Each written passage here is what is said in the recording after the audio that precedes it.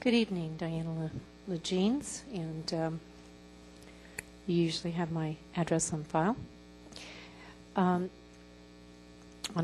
Vice Mayor and council members, first of all, I do want to perhaps make a correction. Yes, I do understand that the businesses that provide prescriptions do pay taxes. However, it's my understanding they do not pay taxes on the prescriptions, on the medications. So there is a big difference. Yes, they have bubble gum that you can buy, and they pay taxes on that. But the actual medication, I do not believe they have to pay taxes on.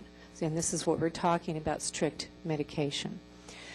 I was thinking about this whole issue and happened to notice it in the paper. In fact, someone left it for me. And what it reminded me of was this. Do you all remember the movie The Blob? Do you all remember that? Did you see it? It was about this this big blob. Maybe it's before your time. I'm very old. So anyway, it started off. It came from outer space, and there was this little blob.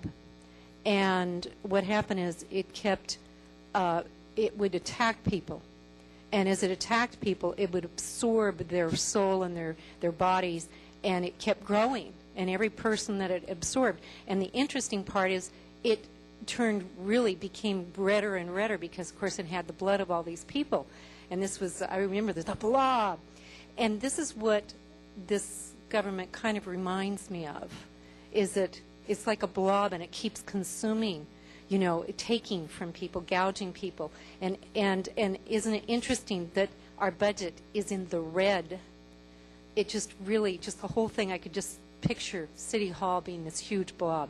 So this is what it reminds me of. I would not have, and I think I as an activist, wanted to have regulations, but I didn't want to have regulations that hurt the people who are disabled. And this is what I'm seeing. You have these humongous, exorbitant fees for the collectives, which really hurts the little guy, the ones that really care.